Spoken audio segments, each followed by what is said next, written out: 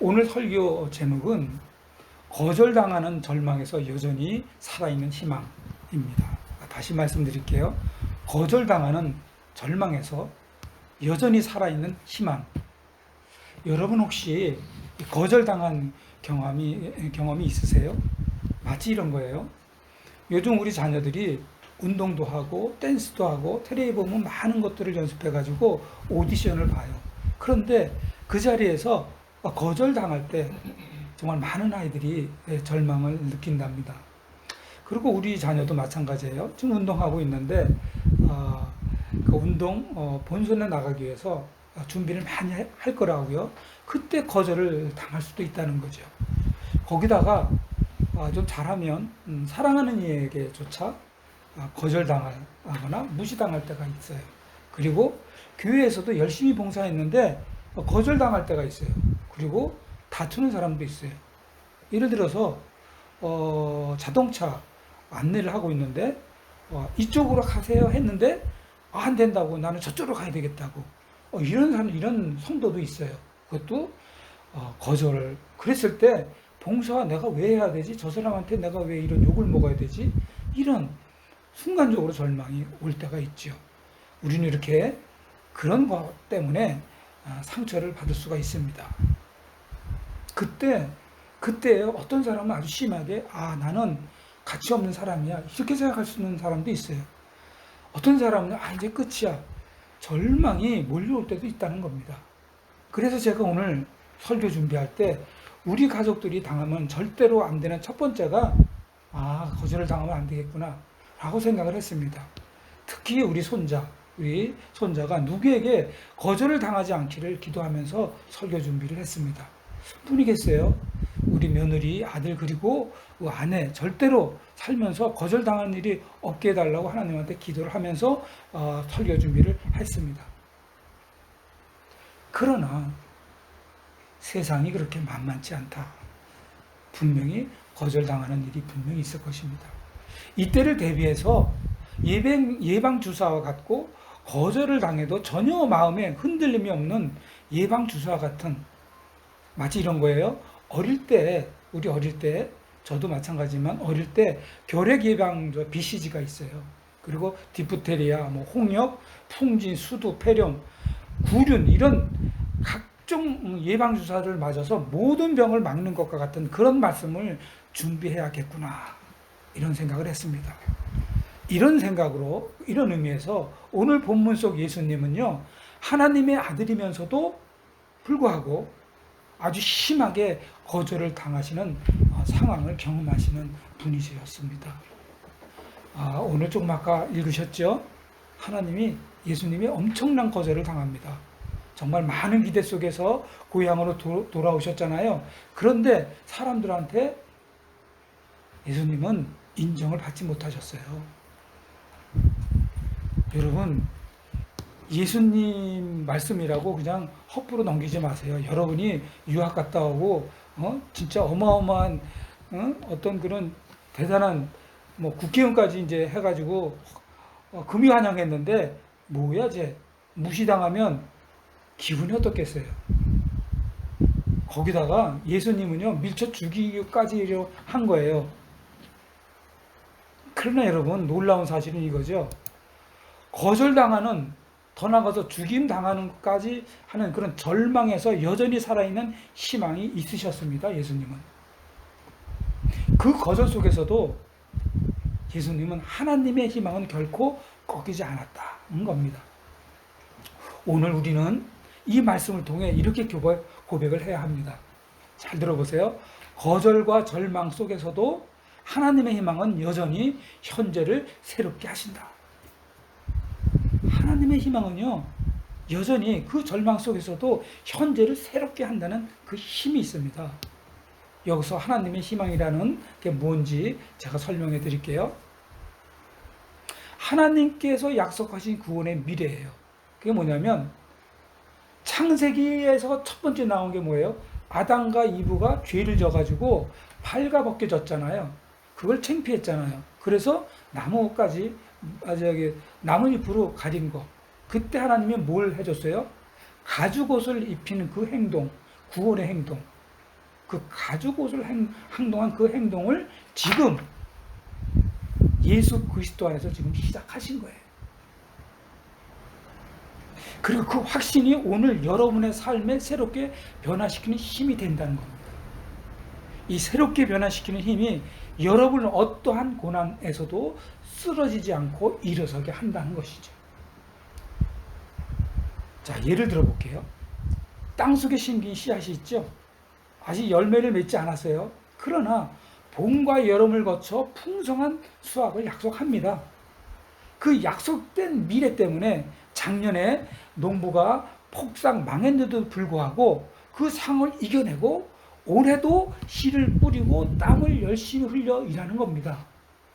이게 바로 하나님의 희망입니다. 그 희망이기 때문에 희망을 붙드는 사람은 현재의 어려움에 압도되지 않는다는 거죠.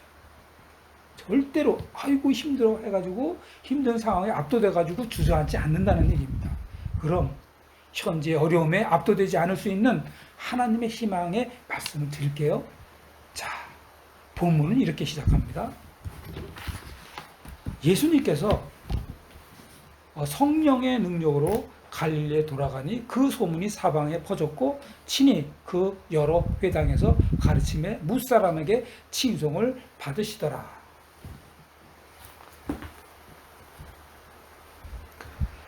예수님의 사역은 성령의 능력으로 시작되었습니다.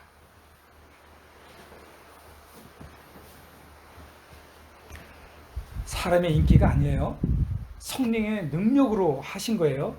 겉으로 보면요, 모든 것이 순조로웠어요. 사람을 고쳐주시고, 그리고 병든 사람을 고쳐주시고 하는 그 모든 일이 순조로 보였지만, 그래서 소문이 퍼졌지만, 사람들이 놀랐지만, 그러나 여기서 우리가 주목해야 할 것은 뭐냐면, 이 모든 시작이 성령 안에서 이루어졌다는 사실이에요. 무슨 얘기냐면요, 성령님이 하나님의 영이 지배로 이루어 주신 거예요. 하나님의 희망은 성령 안에서 시작되고 성령 통해서 확장이 된다는 거예요. 이런 의미에서 여러분의 희망은 어디에서 비롯돼야 할까요?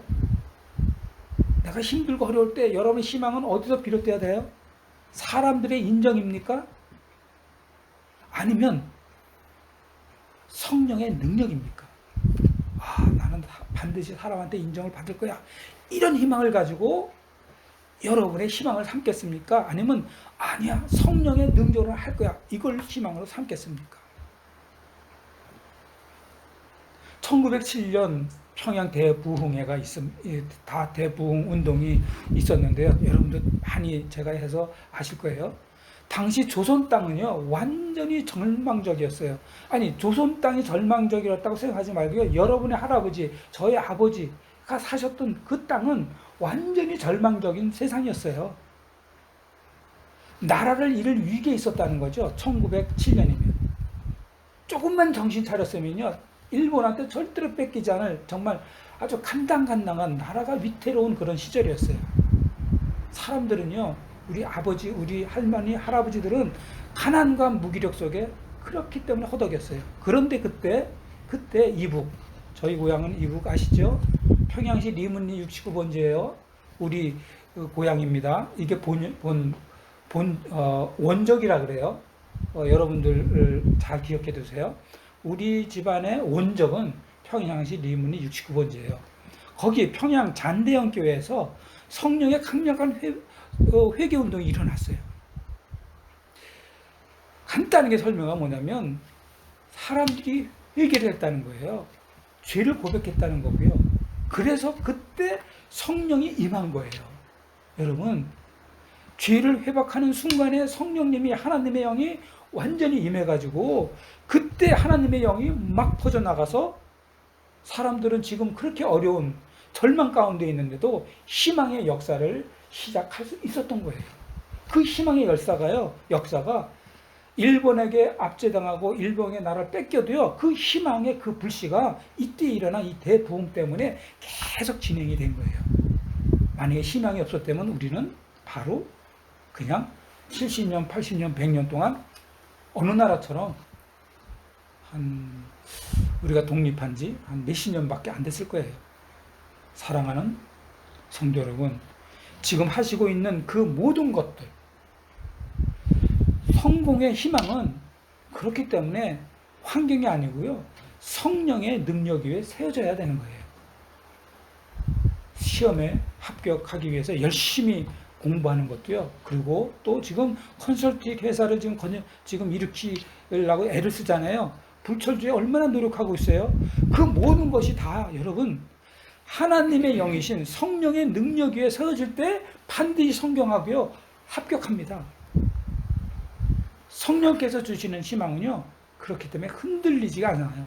결국은 성공하기 때문이에요. 누가? 성령님이 하시기 때문이죠. 다시 말씀드려서 하나님의 영이 하시기 때문이에요. 자, 이렇게 성령의 능력으로 예수님께서 고향인 나사렛 회상에 딱 들어오셨어요. 들어오셔가지고 18절입니다. 제가 봉독할게요.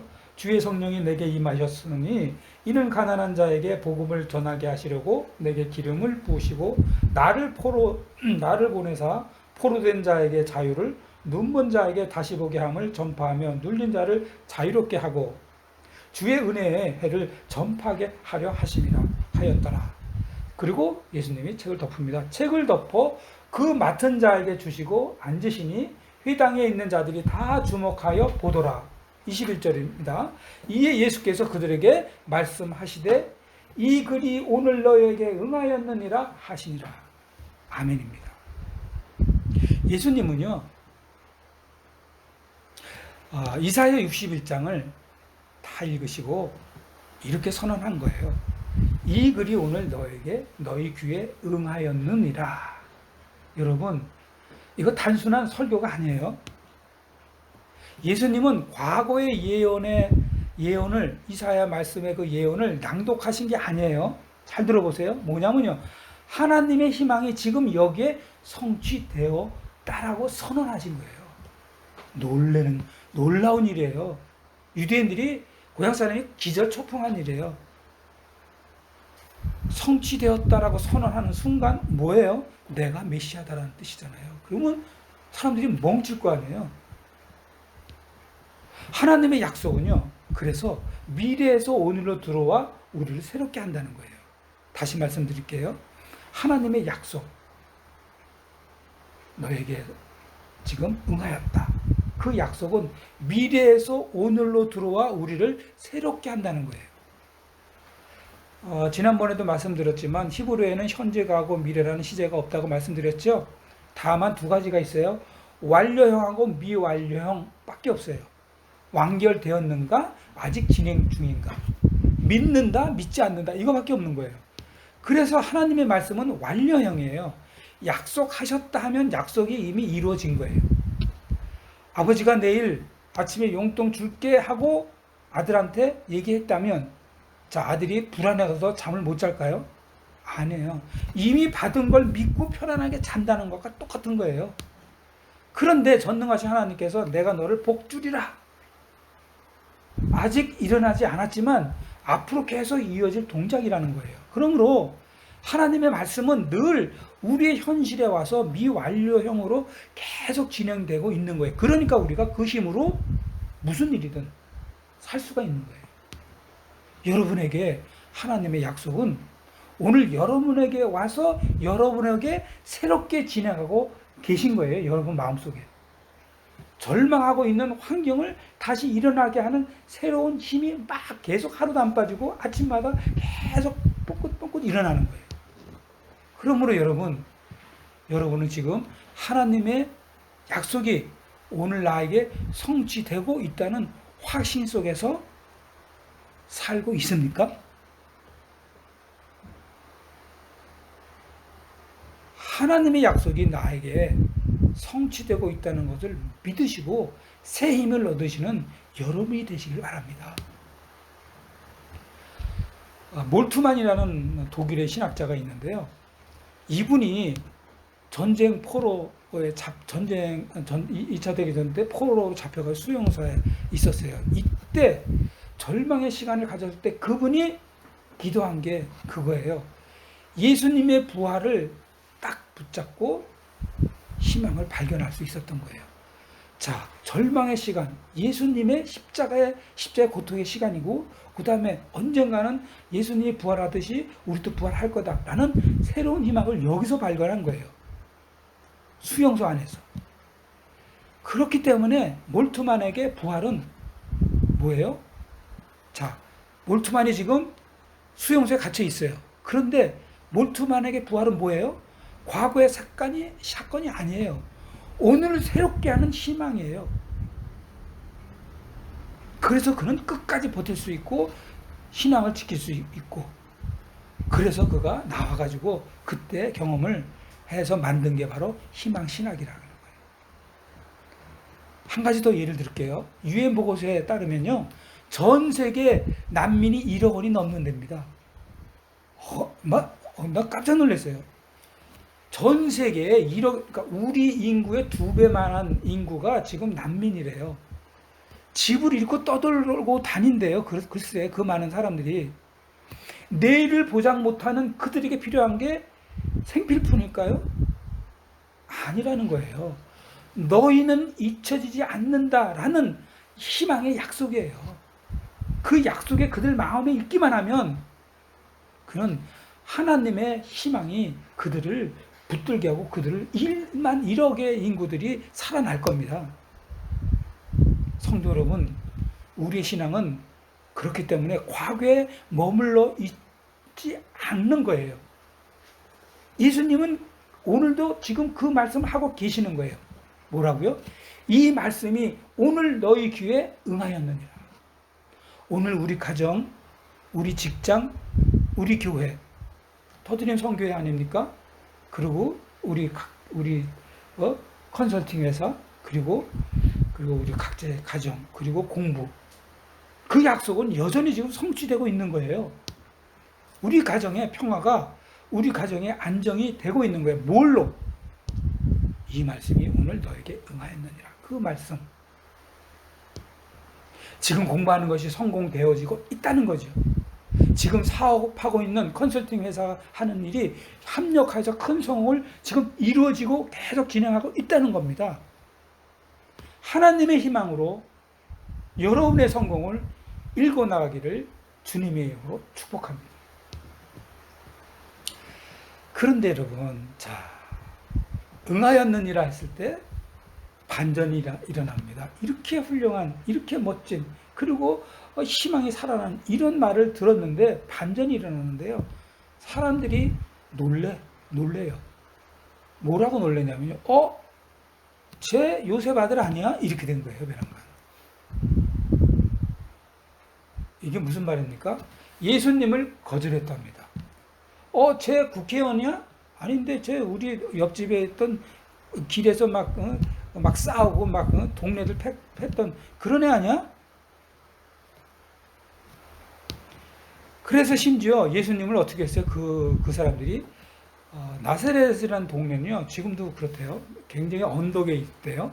언덕에 있는데 언덕에 데리고 가가지고 이거 확 밀어버린 거예요.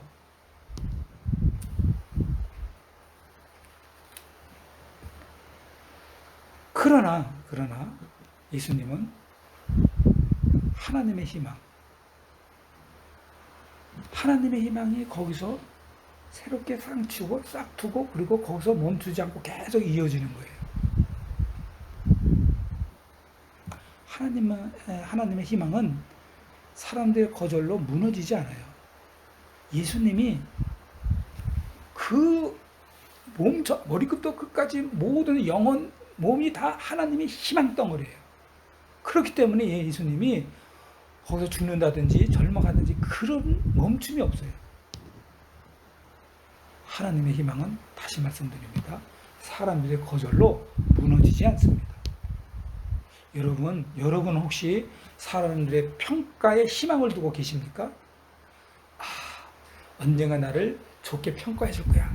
난 거기다 희망을 걸 거야. 이렇게 희망을 두고 계십니까? 아니면 하나님의 부르심보다 사람들의 인정에 더 의지하고 또 그러고 지금 현재 그러고 계십니까?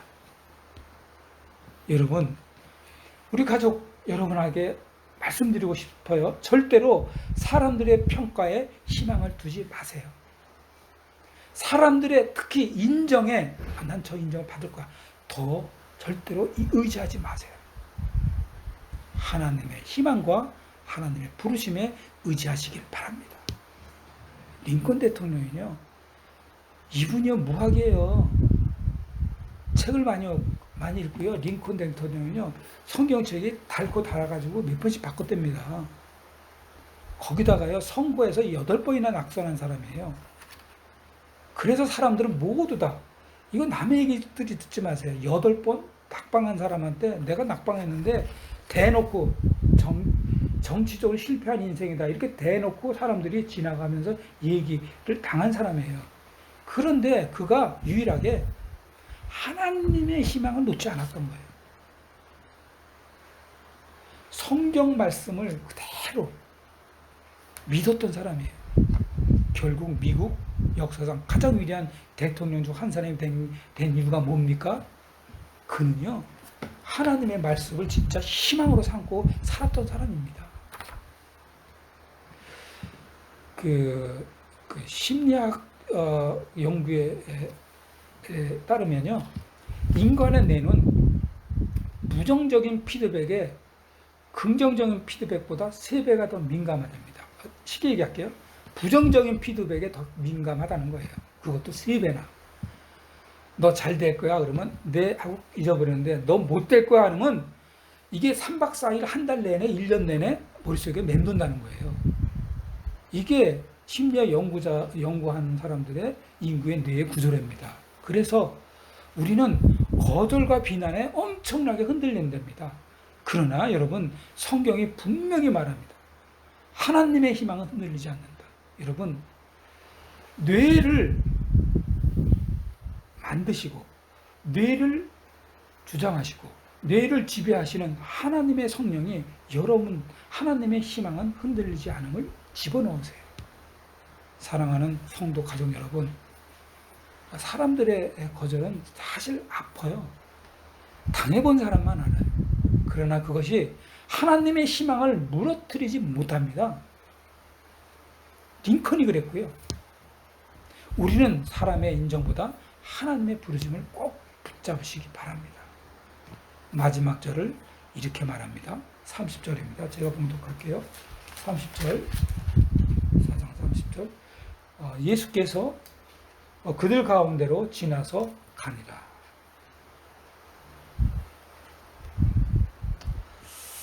예수님은 사람들의 분노와 거절을 뚫고 자기 길을 가셨다, 이렇게 해석해요. 왜냐하면요, 그분의 희망은 사람들의 인정이 아니고요, 하나님의 약속에 근거하기 때문이에요. 희망은 우리로 하여금 절망을 지나 하나님의 길을 걷게 합니다. 지금 여러분은 어떤 절망을 지니고 계십니까? 조금이라도 절망이 싹 트는 게 있으십니까? 그 길 위에 하나님의 희망을 붙잡고 여전히 걸어갈 용기가 있으십니까? 외국 한 분 더 예를 들을게요. 마틴 루터 킹 목사가 있잖아요. 마틴 루터 킹, 정말 그분이야말로 결국은 총에 맞아 죽었잖아요. 협박과 반대, 끝까지 반대하는 그 반대 속에 그분이 계속 갈 수 있는 힘이 어디서 있었을 것 같아요? 어떻게 희망을 갈 수 있었을까요? 아주 유명한 그 연설이 있잖아요. I have a dream. 이거 말 한마디예요. 나는 꿈을 가지고 있다. 나는 희망을 가지고 있다. 단순한 정치적 외침이 절대로 아닙니다. 이게 저에게도 옵니다. 하나님의 희망을 붙잡은 믿음의 고백이라는 거죠. 그는 거절당하고 위협받고 결국 죽었지만 이렇게 희망을 붙잡기 때문에 그가 죽었지만 세상은 완전히 변했다는 거죠. 성도 여러분, 우리도 오늘 이 결단이 반드시 필요합니다. 사람들의 시선이 아니고요. 하나님의 약속을 붙잡고 길을 걷는 것. 그것이 희망을 잡는 삶입니다. 사랑하는 성도 여러분, 결론을 맺으려 합니다. 자, 예수님은 고향에서 배척 당하셨죠? 그러나 그 거절은 하나님을 막을 수 없었답니다. 오히려 그것은 십자가와 부활의 길을 걸어가는 출발점이 오히려 됐다는 겁니다. 오늘 우리도 삶 속에서 거절당할 수 있습니다. 그러나 기억하세요. 사람들은 나를 거절할 수 있지만 하나님은 나를 여전히 계속 나를 부르시고 계시다는 것을 잊지 마세요. 상황은 나를 무너뜨릴 수 있지만 여러분을 향한 하나님의 희망은 나를 다시 세워줍니다. 그러므로 여러분, 거절과 절망 속에서 사람이 아니고 돈이 아니고 권력이 아닌 하나님을 희망으로 붙잡으십시오. 제가 설교 서두에 예방주사라고 얘기했습니다. 여러분, 이 희망, 예방주사, 눌리고 힘들고 어려운 오늘을 새롭게 하고 무겁고 멈춰있는 우리의 발걸음을 미래로 인도할 것입니다. 십자가의 고통에서 부활을 이룬 하나님의 약속을 붙잡고 희망을 가지세요. 예수님도 십자가의 고통을 다 이겨내고 부활을 이룬 겁니다. 그러므로 그렇게 하시면 부활의 능력이신 성령 하나님께서 여러분과 여러분의 모든 삶과 여러분이 진행한 그 공부, 사업, 여러분 자녀 손 미래를 다 인도해 주실 것입니다. 사랑하는 가족 성도 여러분, 미래를 인도해 주시는 하나님이 여러분의 삶에 새로운 희망을 주실 것입니다. 그 희망이 여러분을 살릴 것이고, 그 희망이 여러분을 세울 것이고, 그 희망이 여러분을 참 성공을 이룰 것을 주님의 이름으로 축원합니다. 다 같이 기도하겠습니다. 하나님 아버지, 우리의 절망 속에서도 희망을 놓지 않게 하여 주시옵소서. 오늘 정말 예방주사와 같은 말씀을 전했습니다. 우리 가족들이 우리를 거절해도 하나님의 부르심은 여전히 살아있음을 믿게 하여 주시옵소서. 부활의 소망을 붙잡고 우리의 미래를 향해, 성공을 향해, 합격을 향해 걸어가게 하여 주시옵소서. 예수 그리스도 이름으로 기도합니다. 아멘. 다 같이 오늘 말씀의 뜻을 새기면서 이 세상 험하고 263장입니다. 263장.